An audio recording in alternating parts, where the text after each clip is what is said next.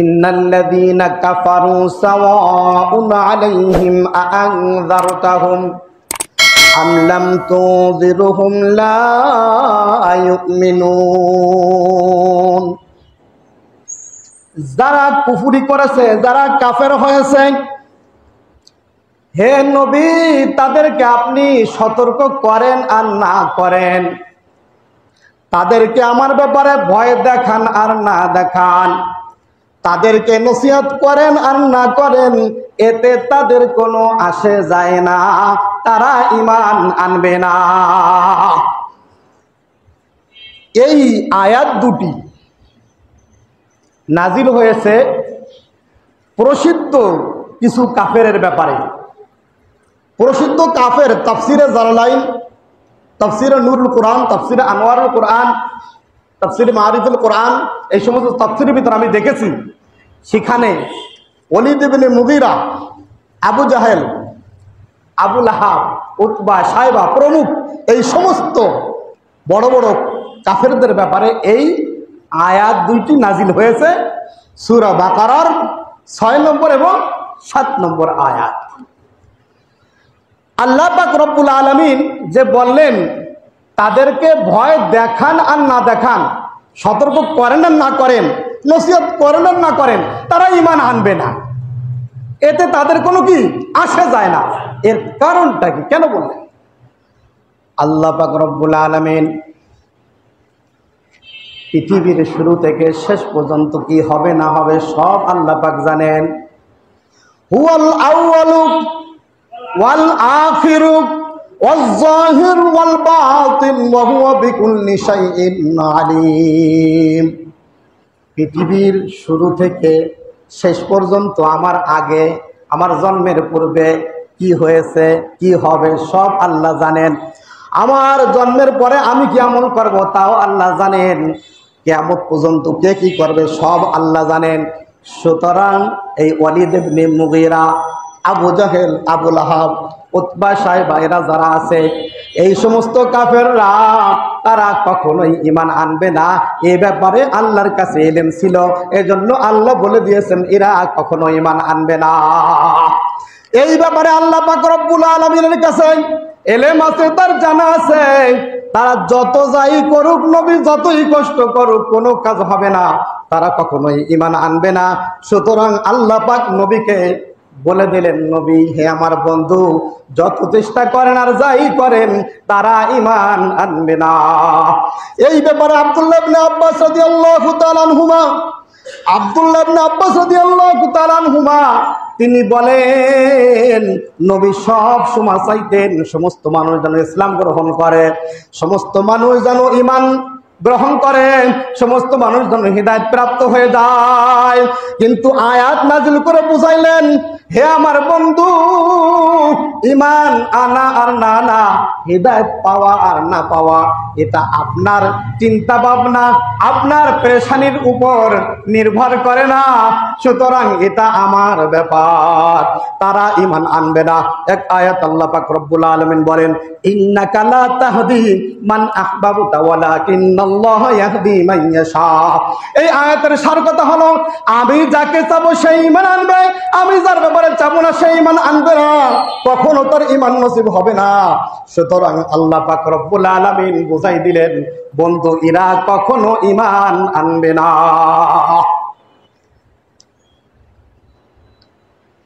কাফের যারা, তাদের কুফরির ব্যাপারে আমি কিছু কথা বলি, খেয়াল করে শুনবেন।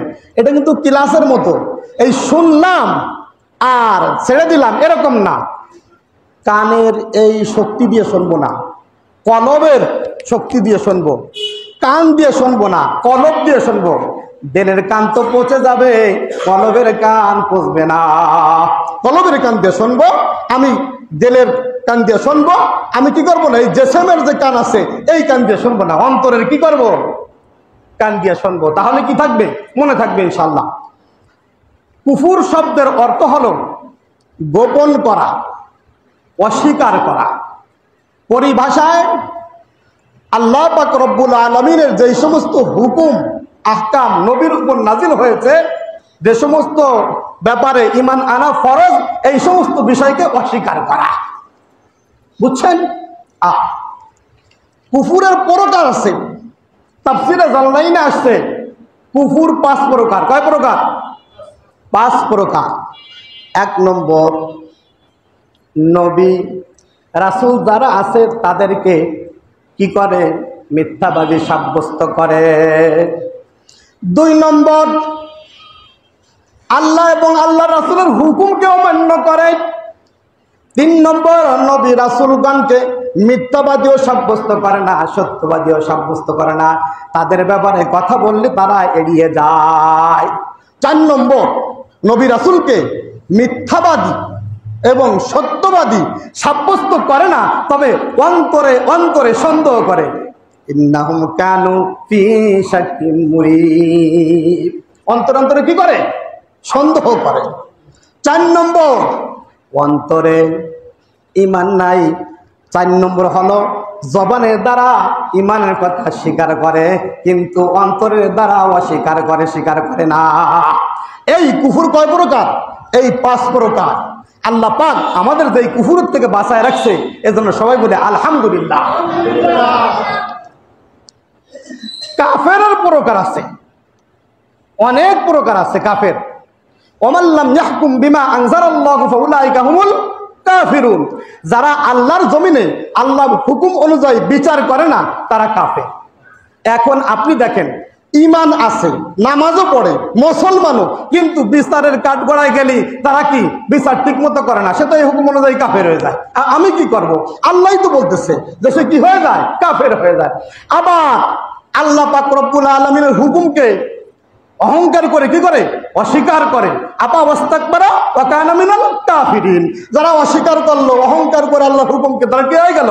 কাফের হয়ে গেল। এটা আমি বলি না, কে বলছে? আল্লাহ বলছে। প্রত্যেকটা কথার কি আছে? দলিল আছে। প্রত্যেকটা কথার দলিল আছে। তাহলে কি করব? আমরা সব সময় কোনো কাজে, কোনো ব্যাপারে কোন রকম কোনো কুফরির ভিতরে যাব না। খেয়াল থাকবে ইনশাআল্লাহ। ইনশাআল্লাহ। আল্লাহ পাক রব্বুল আলামিন শরীয়তের হুকুমগুলো এমনভাবে সুন্দরভাবে ধারাবাহিকভাবে দিয়েছেন। ফরজ, ওয়াজিব, সুন্নত, নফল যেগুলো আছে সেগুলো যদি শোনেন, আপনি আস্তে আস্তে দেখবেন যে হুকুমগুলো কি সুন্দর। ফজরের 2 রাকাত সুন্নত। ফজরের 2 রাকাত সুন্নতের ব্যাপারে হাদিসে আছে, দুনিয়া এবং দুনিয়ার মধ্যে যা কিছু আছে এর থেকে উত্তম। খায়রুম মিনাদ দুনিয়া ওয়া মা ফিহা।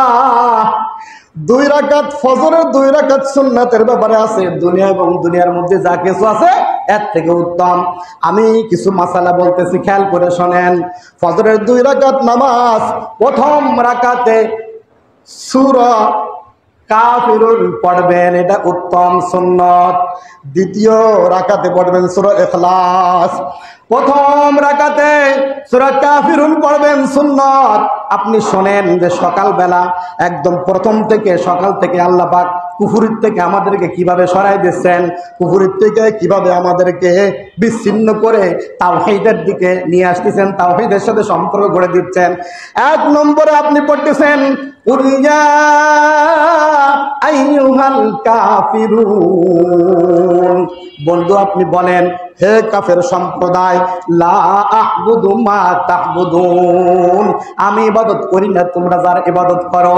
ওয়ালা আনতুম আবিদুনা মা আ'বুদ, তোমরা ইবাদতকারী নও আমি যার ইবাদত করি। ওয়ালা আনা আবিদুম মা আবাদতুম, আমিও ইবাদত করি নাই, আমিও ইবাদতকারী নই তোমরা যার ইবাদত করো। ওয়ালা আনতুম আবিদুনা মা আ'বুদ, আমিও তোমরা ইবাদতকারী নও আমি যার ইবাদত করি। ওয়ালা আনতুম আবিদুনা মা আ'বুদ, তোমরাও ইবাদতকারী নও আমি যার ইবাদত করি। তারপরে কি বলছে? লাকুম দীনুকুম ওয়ালিয়া দীন, যে আমার দিন আমার কাছে, তোমাদের দিন তোমার কাছে। এখানে তাফসীরের ভিতরে আছে, মূল কথা হলো আমার ধর্ম, আমার কর্মফল আমার জন্য, তোমাদের ধর্ম তোমাদের কর্মফল তোমাদের জন্য।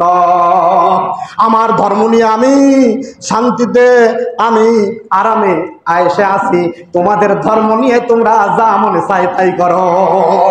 এই কথার অর্থ হলো তোমার ধর্ম কি আমার ধর্মই সঠিক, তোমার ধর্ম কি না সঠিক না। আমার কর্মফলের শাস্তি, আমার কর্মফল আমি ভোগ করব, তোমার কর্মফল তুমি ভোগ করবা। এর অর্থ হলো কাফের সম্প্রদায়কে এই কথা বলে দেওয়ার পর সকালে প্রথমেই কাফেরদের সাথে সম্পর্ক কি হয়ে গেল, ছিন্ন হয়ে গেল। এবার আসেন দ্বিতীয় রাকাতে, কুল হুয়াল্লাহু আহাদ আল্লাহুস সামাদ লাম ইয়ালিদ ওয়া লাম ইউলাদ ওয়া লাম ইয়াকুল লাহু কুফুয়ান আহাদ। প্রথম রাকাতে কাফেরের সাথে সম্পর্ক ছিন্ন করে আবার সিজদা করলেন যে আল্লাহ আপনার দিকে আসতেছি, তাওহীদের দিকে আসতেছি। এবার আপনি কি করলেন, তাওহীদের দিকে যে আপনি সাক্ষী দিলেন কুল হুয়াল্লাহু আহাদ। হে বন্ধু, এটার মধ্যেও ওইটাও কি, হে বন্ধু আপনি বলেন এটাও কুল হুয়াল্লাহু আহাদ। বন্ধু আপনি বলেন আল্লাহ তিনি একক, কুল হুয়াল্লাহু আহাদ আল্লাহুস সামাদ, তিনি অমুখাপেক্ষী, তিনি কারো কাছে কি না ঠিকানা। আল্লাহুস সামাদ, তিনি অমুখাপেক্ষী, তিনি কারো কাছে ঠিকানা। লাম ইয়ালিদ ওয়া লাম ইউলাদ ওয়া লাম ইয়াকুল লাহু কুফুয়ান আহাদ, তাকে কেউ বংশীয় সূত্রে জন্ম দেন নাই, তিনিও কাউকে জন্ম দেয় নাই। ওয়া লাম ইয়াকুল লাহু কুফুয়ান আহাদ, তিনি একাই যথেষ্ট, তার সমকক্ষ কেউ নাই। এর অর্থ কি করলেন, প্রথম রাকাতে সমস্ত কাফের মুশরিক কুফরের সাথে সম্পর্ক ছিন্ন করলেন, দ্বিতীয় রাকাতে তাওহীদ অর্থাৎ আল্লাহর সাথে সম্পর্ক করে নিলেন।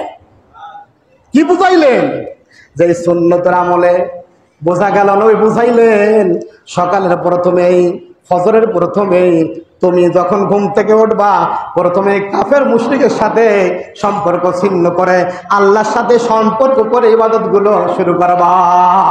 আল্লাহ আমাদের সবাইকে তৌফিক দান করেন। বুঝতেছেন কিছু নাকি বুঝতেছেন না? ফজরে কি অবস্থা, যারা বয়স্ক তারা ফজরের নামাজ পড়তে পারে, যুবকরা পারে না। এর অর্থ কি, যার ইমানের শক্তি যেমন, যার ইমানের পাওয়ার যেমন, তার আমলও তেমন। আমলের পাওয়ার যদি 100% থাকে, ইমানের পাওয়ার যদি 100% থাকে, আমলের পাওয়ার 100%। ইমানের পাওয়ার যদি থাকে 90, তাহলে আমলও 90%। ইমানের পাওয়ার যদি থাকে 10, আমলও থাকবে 10%। সুতরাং তোমরা প্রত্যেকে তোমাদের ইমানকে খালেস করো, মজবুত করো। আখলিস দীনাকা ইয়াকফিকাল আমালুল কদির, তোমার ইমানকে খাঁটি করো, আল্লাহ অল্প আমলের মাধ্যমে তোমাদের মুক্তি দিয়ে দিবে ইনশাআল্লাহ। ইমানকে কি করব, খাঁটি করব ইনশাআল্লাহ, ইমান মজবুত করব। সকালের প্রথমেই আমি কাফেরের সাথে সম্পর্ক শেষ, আমি আল্লাহর সাথে সম্পর্ক করে কি করব, আমি আমল শুরু করব। এইটাই বুঝাইলেন আল্লাহ পাক যে কাফেরের সাথে কোন রকম কোন সম্পর্ক রাখা যাবে না। কাফেরের সাথে সম্পর্ক রাখা যাবে না। হিন্দু বন্ধু আছে না, হিন্দু বন্ধু থাকে না অনেকে? ওরে বাবা, মুসলমানের থেকে হিন্দুর সাথে গলাগলি বেশি। লা তাত্তাখিযু আদু, কি বলছে, এরা তো শত্রু। তোমরা কখনো কখনো বন্ধু হিসাবে কখনো ইহুদি, খ্রিস্টান, মুশরিক, কাফেরকে তোমরা গ্রহণ করবা না। আমি যদি লম্বা কথা বলতে যাই অনেক লম্বা হয়ে যাবে। আমাদের বন্ধুত্বর ব্যাপারে আল্লাহ কি বলছে, কারে বন্ধু বানাবো? আমার বন্ধু মদ বন্ধু, আমার বন্ধু গাঁজা বন্ধু, আমার বন্ধু সুদ বন্ধু, আমার বন্ধু বেনামাজি, আমার বন্ধু জিনাকারী, আমার বন্ধু দুনিয়ায় যত ফেতনা ফেতনা সৃষ্টি করে সব আমার বন্ধু এই করে, আমার বন্ধু ওই দল করে। তোমার বন্ধু কোন দল করে? ভাই কোন দল করে? আমি কোন দল করি না, আমি আল্লাহর দল করি। এই কথা কবেন। যদি কেউ জিজ্ঞেস করে ভাই কোন দল, না কোন দল টম দল করি না, ভালো দল করি, কোন দলাদলি নাই। আমার এক কথা, আল্লাহ যা বলবে ওটা শুনবো, নবীর তরিকা অনুযায়ী। কোন দল টল আমি বুঝি না। আমি আল্লাহর হুকুম যে মানে তার সাথে আমি আছি, আল্লাহর হুকুম যে মানে না তার সাথে আমি নাই। বন্ধুর মধ্যে অভাব নাই, এক একজন পাইলেই বন্ধু না। যে লোকটা হারাম কাজ করবে তার ধারে আমি যাব না। যে লোকটা আমারে হারাম কথা বলবে, হারাম কাজে নেবে, হারাম পথে নেবে, তার ধারে আমি যাব না। মনে থাকবে, তার কাছেও আমি যাব না ইনশাআল্লাহ। 3 গুণ যার ভিতরে আছে তাকে বন্ধু বানাও। কয় গুণ? 3 গুণ যার ভিতরে আছে তাকে বন্ধু বানাও। 1 নম্বরে, যারে দেখলি আল্লাহর কথা স্মরণ হয়। দুই নম্বরে যার কথাবার্তায় আখেরাতের জ্ঞান বাড়ে তার দ্বারে যাও, তোমার হারাম হালালের কথা জ্ঞান বাড়ে। আর তিন নম্বরে যার কথাবার্তায়, যার চাল চলনে আখেরাতের কথা স্মরণ হয়, যার কথাবার্তায় দিনের বুঝ আসে, দিনের জ্ঞান আসে, তারে বন্ধু বানাও। আর আখেরাতের কথা মনে হয়, আখেরাতের কথা স্মরণ হয়, এই ধরনের মানুষকে বন্ধু বানাও। আমরা বন্ধু এমন লোককে বানাই যে সারা জীবনও একবার সুবহানাল্লাহ আলহামদুলিল্লাহ বলে না। আল্লাহ পাক বলেন, ওয়ালা তুতি' মান আগফালনা কলবাহু আন যিকরিনা ওয়াত্তাবা'a হাওয়া ওয়া কানা আমরুহু ফুরুতা। তিন ধরনের লোকের ধারে কাছে যাবা না, তাদের ধারে বসবা না, তাদের সাথে উঠবা না, তাদের সাথে সম্পর্ক রাখবা না। কয় ধরনের? তিন ধরনের গুণ তার ভিতরে আছে। তিনটা গুণ যার ভিতরে থাকবে তার ধারেও যাবা না, তার সাথে সম্পর্ক করবা না, তার সাথে উঠবাস করবা না, তার সাথে মেয়ে বিয়ে দিবা না, তার সাথে ছেলে বিয়ে দিবা না। খেয়াল থাকবে ইনশাল্লাহ। তিন গুণ যার ভিতরে থাকে, বারবার বলতেছি, ওয়ালা তুতি' মান আগফালনা কলবাহু আন যিকরিনা, যার অন্তরে আল্লাহর জিকির নাই তার সাথে সম্পর্ক করবা না। এক নম্বর, ওয়ালা তুতি' মান আগফালনা কলবাহু আন যিকরিনা, যার অন্তরে কি নাই? আল্লাহর জিকির নাই, স্মরণ নাই, তার সাথে সম্পর্ক করবা না। ওয়াত্তাবা' হাওয়া, দুই নম্বর হলো শরীয়তের কোনো বাদ বিচার নাই, যা মনে চায় তাই করে। জু চাহতাই ওই চাই, যা মনে চাই তাই করে। শরীয়তের ধার ধারে না, উনি একটা বানায় নাই, ওনার যা মনে চাই উনি তাই করে। হালাম হালাল কোনো বাদ বিচার নাই, হারামও দেয় না, হালালও দেয় না, ওর সাথে সম্পর্ক রাখবো না। ইনশাল্লাহ খেয়াল থাকবে তো। তিন নম্বরে, ওয়া কানা আমরুহু ফুরুতা, যে ব্যক্তি গুনাহ করার পরে করতেছে, একের পর এক করতেছে, তওবা করার কোনো চিন্তা নাই, নিজেকে মনে করে রাইট আছি, আমার কোনো গুনাহ নাই, আমি রাইট। ওইরকম ব্যক্তি গুনাহ করার পর করতেছে, করে যাচ্ছে, তার ভালো কথা বললে সে তওবাও করে না, ফিরেও আসে না, নিজেকেই সঠিক মনে করে। এই তিন গুণ যার ভিতরে থাকবে তার ধারে কাছেও যাবো না, তার সাথে সম্পর্ক মনে থাকবে ইনশাল্লাহ। ইনশাআল্লাহ। তাহলে কাফের মুশরিকের সাথে সম্পর্ক ছিন্ন, ইনশাআল্লাহ খেয়াল থাকবে। আল্লাহ সবাইকে তৌফিক দান করেন। আমি আপনাদের মসজিদে কথা বলবো, যত সময় কথা বলবো, যাই দেখবো, আমি মাসলা মাসাইল বলবো না, ইমাম সাহেব বলবেন, কিন্তু আমার চোখে যদি কিছু পড়ে শরীয়ত মোতাবেক আমি কিন্তু বলবো। এইটা যদি আমি না বলি তো আল্লাহর কাছে কি থাকবো? ঢাকা থাকবো। হয়তো কোনো মাসালা আপনার খারাপ লাগবে, হয়তো কোনোটা গার উপর দিয়ে যাবে, হয়তো কোনোটা মাথার উপর দিয়ে যাবে, এতে আমার কোনো আসে। হ্যাঁ, আমি না বললে আমার ঘেটি ব্রক ছেড়ে দেবে, নবীরে বলছে, আমি তো বার বলতে হবে। খারাপ লাগলি বারবার ইস্তেগফার করবেন, আল্লাহ ফিরিয়ে দাও, কিন্তু আমার দলিল দিয়ে বলে দেবো, একদম দলিল দিয়ে বলে দেবো যে এইটা ঠিক নয়। তাহলে বন্ধু বানাবো তাদেরকে যারে দেখলে আল্লাহর কথা স্মরণ হয়, আখেরাতের কথা স্মরণ হয়, যাকে দেখলে দিনের, যার কথাবার্তা শুনলে কি হয়, দিনের বুঝ হয়, এই সমস্ত লোককে মনে থাকবে ইনশাআল্লাহ। আর ওই তিন গুণ যার মধ্যে আছে, আল্লাহ জিকির করে না, যা মন চায় তাই করে, আর একটা হলো তওবার দাঁত দাঁড়ে না, উনি এক দাঁত দিয়ে যা মনে চায় করে যাচ্ছে। এই তিন গুণ যার আছে তার দাঁড়েও যাবো না। কিন্তু বন্ধু যদি নামাজি হয়, আবার নামাজের কথা বলবে, বন্ধু যদি তেলাওয়াতকারী হয় তেলাওয়াতের কথা বলবে, বন্ধু যদি জিকিরকারী হয় তাহলে জিকিরের কথা বলবে। যে জিকিরকারীর সাথে সম্পর্ক করবে, তার মতো চলবে, তার মতো বেশ ধরবে, তাহলে তাকে সেই জিকিরকারী হিসেবে গণ্য করা হবে। আর যে কুফুর কাফের সাথে সম্পর্ক করবে, তাদের ভেষ ধরবে, তাদের মতো কাজ করবে, তাকে সেই দলের অন্তর্ভুক্ত করা হবে। ক্বালান নাবিয়্যু সাল্লাল্লাহু আলাইহি ওয়াসাল্লাম, মান তাশাব্বাহা বিকওমিন ফাহুয়া মিনহুম, যে জাতির মতো যে কাজ করবে তাকে ওই জাতির অন্তর্ভুক্ত হিসেবে ধরা হবে। যে জাতির মতো যে কাজ করবে তাকে ওই জাতির অন্তর্ভুক্ত ধরা হবে। আমার মাথার টুপি দেবো নবীর মতো, আমার মাথার চুল রাখবো নবীর মতো, আমার দাড়ি রাখবো নবীর মতো, আমার গায়ের জামা দেবো নবীর মতো, আমার দেখা হবে নবীর মতো, আমার খাওয়া হবে নবীর মতো, আমার বসা হবে নবীর মতো, আমার গোনানো হবে নবীর মতো, আমার ঘুম থেকে ওঠা হবে নবীর মতো, আমার মানুষের সাথে ব্যবহার করা হবে নবীর মতো। কখনো আমি কাফের মুশরিকের মতো চলবো না, বসবো না, তাদের মতো আমার কৃষ্টি কালচার বানাবো না। আল্লাহ আমাদের সবাইকে সৎ বন্ধু এবং নেককার হয়ে দিনদার হয়ে কুফুরের সাথে সম্পর্ক ছিন্ন করে ঈমান নিয়ে আল্লাহর সাথে সম্পর্ক করে কবরে যাওয়ার তৌফিক দান করে। আমি 7 নম্বর আয়াত তেলাওয়াত করতেছি।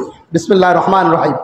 ফাতামাল্লাহু আলা কুলুবিহিম ওয়া আলা সামিহিম ওয়া আলা আবসারিহিম গিশাওয়া ওয়া লাহুম আযাবুন আযীম। ফাতামাল্লাহু আলা কুলুবিহিম, আল্লাহ পাক বলতেছেন তাদের অন্তরে সিল মেরে দিয়েছি। আল্লাহ পাক তাদের অন্তরে কি আছে? সিল মেরে দিয়েছেন। ফাতামাল্লাহু আলা কুলুবিহিম, তাদের অন্তরে সিল মেরে দিয়েছেন। ওয়া আলা সামিহিম, এবং তাদের শ্রবণ শক্তির উপরে আমি সিল মেরে দিয়েছি। ওয়া আলা আবসারিহিম, তাদের দৃষ্টি শক্তির উপরে আমি পর্দা ফেলে দিয়েছি। গিশাওয়া, ওয়া আলা আবসারিহিম গিশাওয়া, পর্দা ফেলে দিয়েছে। ওয়া লাহুম আযাবুন আযীম। ফাতামাল্লাহু আলা কুলুবিহিম, নবীও বলতেছে আল্লাহ পাক রব্বুল আলামিন যে আল্লাহ পাক তাদের কলবের উপর সিল মেরে দিয়েছেন। আল্লাহ পাক তাদের শ্রবণ শক্তির উপরে সিল মেরে দিয়েছেন। আল্লাহ পাক তাদের দৃষ্টি শক্তির উপরে কিছেন? পর্দা ফেলে দিয়েছেন। ওয়া লাহুম আযাবুন আযীম, তাদের শাস্তি মহা কঠিন হবে, বড় শাস্তি হবে, মহা শাস্তি হবে তাদের। এখন এখানে প্রশ্ন হইতে পারে যে আল্লাহ পাক তো তাদের কলবে সিল মেরে দিয়েছে, তারা ভালো কাজ কিভাবে করবে? আল্লাহ পাকই তো তাদের শ্রবণ শক্তির উপর পর্দা ফেলাই দিয়েছে, তাদের দৃষ্টি শক্তির উপরে পর্দা ফেলাই দিয়েছে, তাহলে তারা কিভাবে করবে, ভালো কাজ করবে, ঈমান আনবে? তা তাদের শাস্তি কেন হবে? এটা তো আল্লাহই করছেন, শাস্তি কেন হবে? 1 নম্বর উত্তর, এই কাফেররা আল্লাহর বিরোধিতা করতে করতে, নবীর বিরোধিতা করতে করতে, আল্লাহর হুকুম অমান্য করতে করতে এমন পর্যায়ে চলে গেছে তারা ভালো জিনিস উপলব্ধি করার শক্তি হারায় ফেলছে, ভালো জিনিস দেখার শক্তি হারায় ফেলছে, ভালো জিনিস শোনার শক্তি হারায় ফেলছে, আল্লাহর হকের কথা শোনার শক্তি হারায় ফেলছে। কেমন জানো তারা নিজেরাই নিজেদের উপরে এই শাস্তি কি করে নিছে? নিজেরা পতিত করে নিছে। এই জন্যই তো আল্লাহ পাক দোয়া শিখাইছেন, যখন মানুষ গুনাহ করে তখন তো নিজের উপর সে জুলুম করে। কেন? আল্লাহ পাক তো গুনাহ করার শক্তিও দিয়েছে, ভালো কাজ করার শক্তিও দিয়েছে। আল্লাহ পাক তো পরীক্ষা করতেছে সারা দুনিয়ার মানুষকে। পরীক্ষক যে পরীক্ষা করে, পরীক্ষার খাতায় ভুল লিখলেও কিছু বলে না, সঠিক লিখলেও কিছু বলে না। ফলাফলের উপর কি হবে? তার ফলাফলের পরে হলো তার শাস্তি, আযাব, গজব, শান্তি। ফলাফলের উপর টের পাবা। ফলাফল দেখে কেউ বেহুশ হয়ে পড়ে পরীক্ষা দেওয়ার পরে, আবার কেউ হাসতে হাসতে বাড়ি যায়। সুতরাং ফলাফলের উপর তুমি বুঝতে পারবা পরীক্ষা করতেছে আল্লাহ পাক। ওয়ালানাবলুওয়ান্নাকুম বিশাইইম মিনাল খাউফি ওয়াল জুই, আমি তো পরীক্ষা করব ক্ষুধা দিয়ে, ভয় দিয়ে, ফল ফসল নষ্ট করে আমি বিভিন্নভাবে পরীক্ষা করব।